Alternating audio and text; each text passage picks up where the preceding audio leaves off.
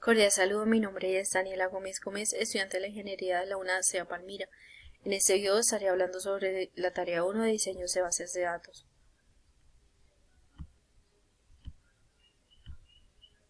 Bueno, vivo en el municipio de Trujillo, Valle del Cauca. Estoy cursando el sexto semestre de Ingeniería en la UNACEA Palmira. Estoy realizando adicional un técnico en programación, esto con el fin de expandir mis conocimientos en el área.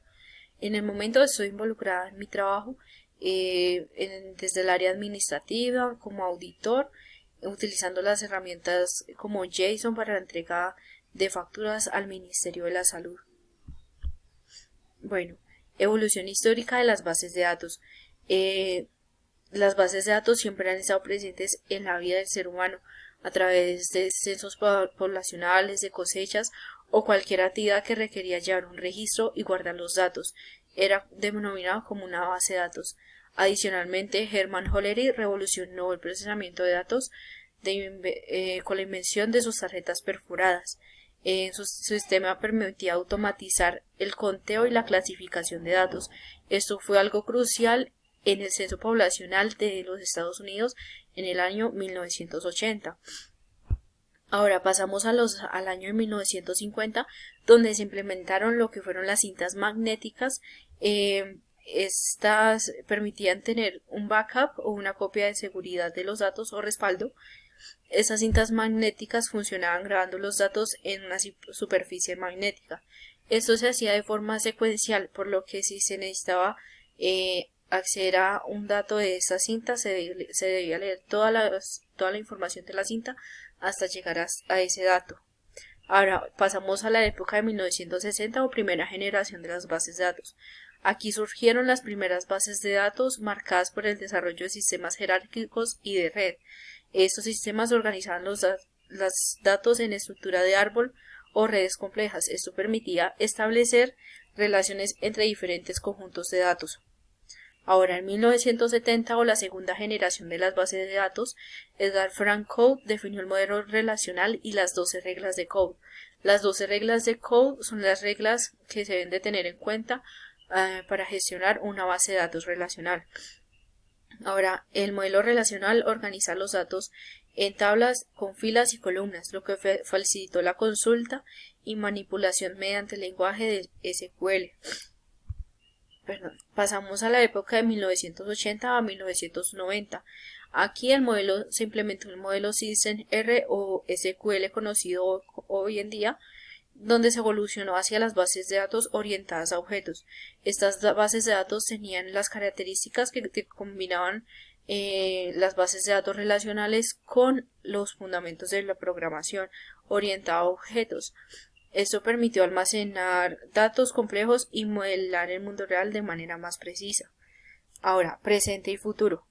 A finales del siglo XX llega lo que son las www o el Internet, lo que facilitó la consulta de la información en la nube, transformando la información o el acceso y la gestión de datos. Las bases de datos en la nube ofrecieron escalabilidad, disponibilidad y flexibilidad, lo que permitió que todas las organizaciones pudieran almacenar y acceder a grandes volúmenes de datos desde cualquier lugar del mundo. Ahora, conceptos seleccionados de las bases de datos.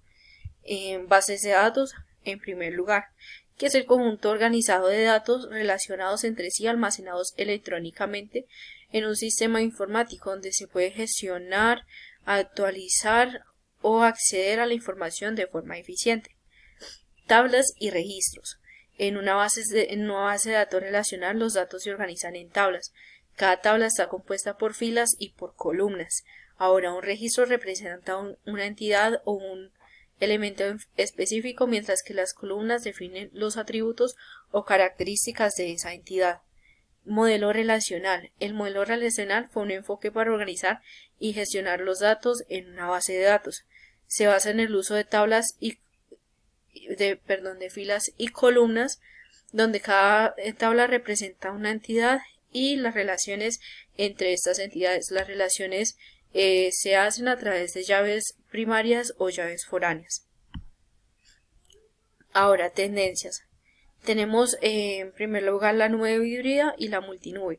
La nube híbrida combina servicios de la nube pública y privada, permitiendo almacenar datos en diferentes entornos según la necesidad del usuario.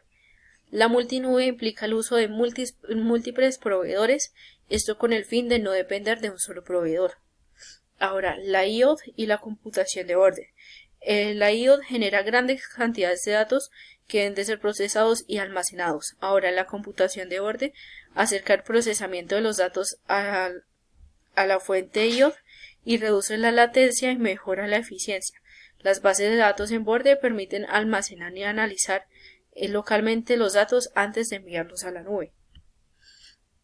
Ejemplo de utilización de una base de datos.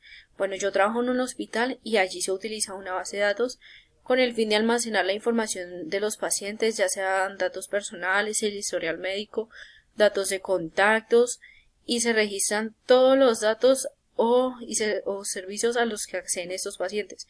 Aquí se relaciona a cada paciente, como ya decía, dependiendo de los servicios a los que vayan a acceder, y permite las funcionalidades como la gestión de citas, historial médico, facturación, reportes o entre otros. La base de datos es algo muy importante para el funcionamiento del hospital, ya que permite almacenar las grandes cantidades de información que se generan cada día, gestionarlas, tener un acceso muy fácil a ellas, gestionarlas, actualizarlas y obtener esta información.